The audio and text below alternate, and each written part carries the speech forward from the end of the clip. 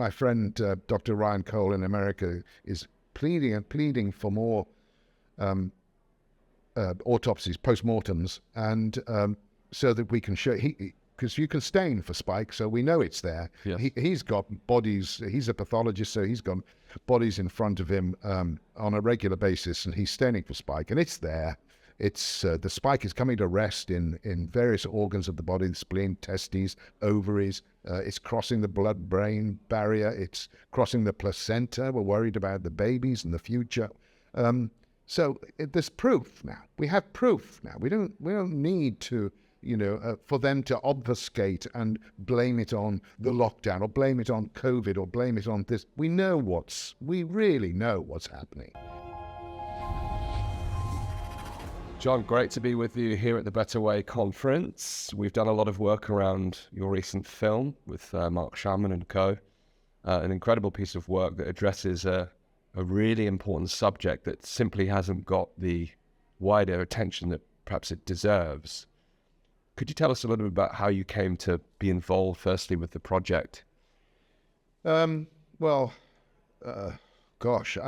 last 2 or 3 years, dates and timings of things seem to melt into some kind of extraordinary fog, rather like the death and destruction that's descended upon the planet.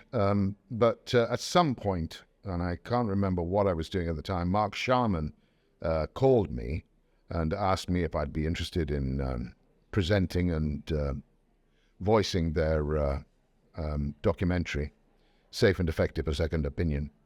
So I asked him to send me a script, and just about everything in it I agreed with, so I was happy to do it. We were doing it at breakneck speed with very little money. I've been whipped and beaten by people on the internet and Twitter about the thousands that I must have made out of making it. I got £300 for travel expenses, and that was it. But it was a fantastic thing. I don't want any sympathy. It was a fantastic thing to be involved in, and I made a few grammatical tweaks in it, but Mark had done a fantastic job on the script. And normally I'm shy and reluctant to be myself on camera. I hate having my photograph taken, and people always say, "But why? You're in front of a camera all the time." Yes, as somebody else, not as me. The great thing about Mark's script and Mark's documentary was I was passionately in agreement with the sentiments and the messages that were being conveyed in it, and that's why I was able to immerse myself in it. And it's still largely relevant, although many of the figures that we show in the documentary have climbed to astronomical heights. But we do address Baroness Hallett in the documentary, which, as we sit here, is really quite relevant because the government is going through a bit of a sticky patch as we approach the COVID inquiry. And you probably noticed that Mr. Sunak and Mr. Barclay are trying, they are taking a court action to stop Baroness Hallett getting the WhatsApp messages and diaries of the then Prime Minister Boris Johnson. And whatever reservations I may have about Boris, God bless him, he's actually said, "No, give them back to me. I'll hand them over." And I think Mr. Sunak and Mr. Hunt are shivering in their boots because there's clearly something in there they don't want to come out. Well, we all want to know what it is, don't we? Well, we do, John, and I think that's the tip of the iceberg, really, because there are so many unanswered questions. There are so many missing data points to actually help us to pull this whole picture together. And the work that you did through the documentary has certainly showcased some of that data, but also the human stories and the real tragedy and the pain that is being caused. And it did so in such a way that I think was accessible, that people could connect with those stories. Mm. How important is it that we continue to share those stories now as part of the process? Excuse me. It's absolutely vital. As of this morning, because I was early this morning, I was watching the recently released The Great Awakening, which I suggest everybody watches because it's moved me immediately into a new phase of what we're doing here. My initial phase was ivermectin. I saw Dr. Pierre Corey giving his submission to the Senate in Washington, Christmas 2020. That's what started me on this whole journey. That's what got me into the British Ivermectin Recommendation Development Board, connection with Dr. Tess Laurie, who's holding this great event here these past few days. And then through my connections at Westminster, I tried to get her meta-analysis of ivermectin seen by the Health and Social Care Committee, at that point run by Mr. Jeremy Hunt. Who, to this day, we've not had any acknowledgement of receipt of Dr. Tess Laurie's great work. And then the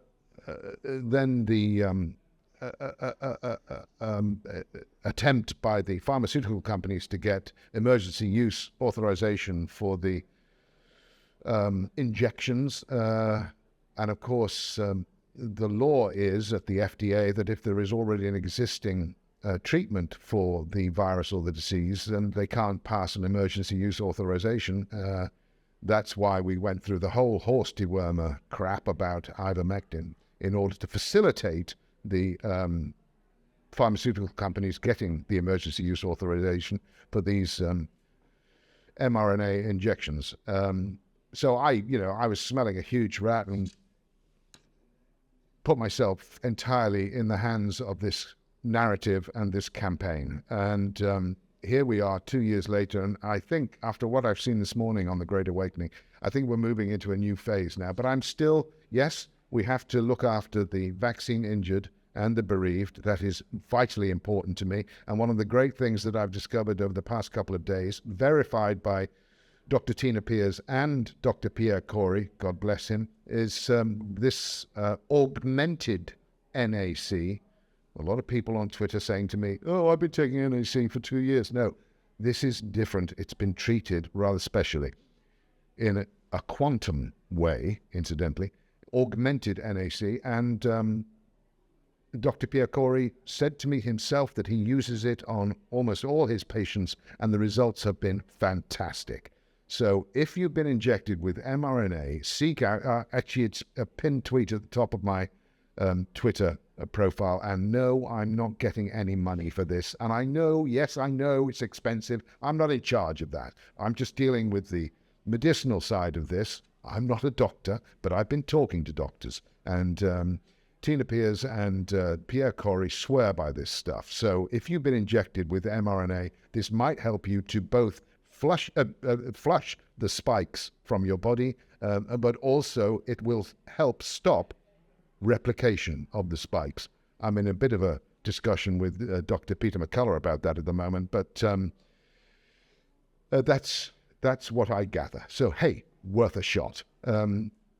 So that's what I'm involved with at the moment, and part of that is since my helpline finished a few months ago, I've been involved with developing presentations and conferences, and we've done a couple, and I'm at the moment organizing a big conference in Copenhagen, September the 2nd. The Danish are very keen to have the message and the truth. It's called the Truth Conference, arriving in Copenhagen. We've got Dr. Peter McCullough, we've got Dr. Pierre Corey, who I've just had a most wonderful time talking to over the past couple of days.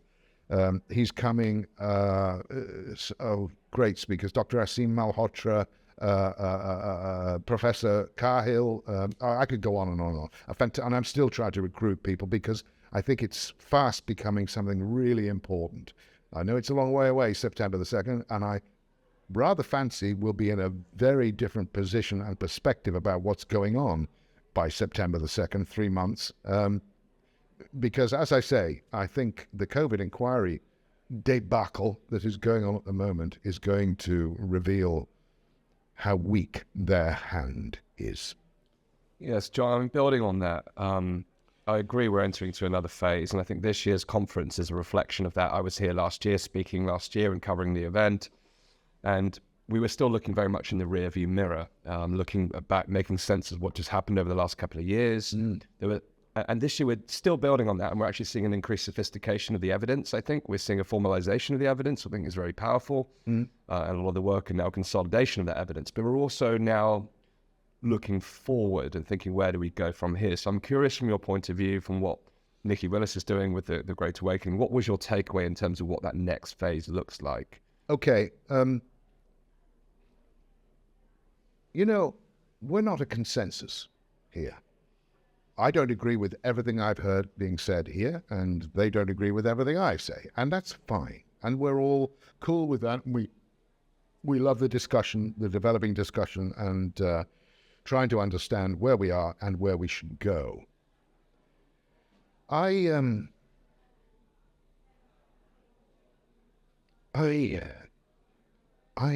very keen. I've had some discussions, and I think I've turned some people's minds here. I'm really concerned that, because I think the revelations are going to come thick and fast here over the next few months. I'm really concerned that those who've been injured, those who've been bereaved, those who died, don't react aggressively, don't seek revenge or retribution. There are a few people I'd like to see in court, names Gates, Fauci, etc. But I want to reach out to the teachers, the doctors, the news organizations, the people who work for them, the people who, particularly those people who know what's going on but have felt in protection of their careers, their money, their families, their mortgages, have chosen not to stand up. Particularly in my profession that was, I'm in touch with less than that number of friends I had, and who agree with me but will not raise their head above the parapet for the sake of their families. I understand all that. But I hope that they see now, as the wheel turns, that it's time for them to stand up, join us. And I want them to join us and help us, because we're going to have to. And I'm not seeking anything out of that. I don't want anything. I just want to look after my family. I just want to, make the planet a better place for my kids. I don't want anything. I'm trying to organizing these conferences so I can put the people who speak much better than I do in front of the people to explain to them what has happened and what's happening and what might be the future. And I don't want violence. I want us all to realize what's happened and refuse what they're making us do and find a better way. This is called the Better Way Conference. Sorry, wasn't intended. And find a better way for the planet. I'm with you on that, John. And I think one of the challenges I see in many ways of those who have been harmed is that there's almost a reluctance to admit that it was the vaccine on behalf of those who have taken it. Because if you think about the families surrounding it and the coercion that happened, people were actively encouraging their family members to take this product. So the last thing they want to admit is that they could have influenced their family member. Of course. We've been called all kinds of things, haven't we? Anti-vaxxers and refuseniks. And Andrew, look, I'm sad you blocked me, Andrew Neil. Bring me back, please. Let me talk. I don't want. I don't want anger. I understand. I've lost. My brother died just before Christmas. Okay, he was of a good age, but I have suspicions about what happened, and I can't talk to my family. People grieve. Bodies are cremated. My friend Dr. Ryan Cole in America is pleading for more autopsies, postmortems, and so that we can show, because you can stain for spike, so we know it's there. Yes. He's got bodies. He's a pathologist, so he's got bodies in front of him on a regular basis, and he's staining for spike, and it's there. It's the spike is coming to rest in various organs of the body: the spleen, testes, ovaries. It's crossing the blood-brain barrier. It's crossing the placenta. We're worried about the babies and the future. So there's proof now. We have proof now. We don't need to, for them to obfuscate and blame it on the lockdown or blame it on COVID or blame it on this. We really know what's happening.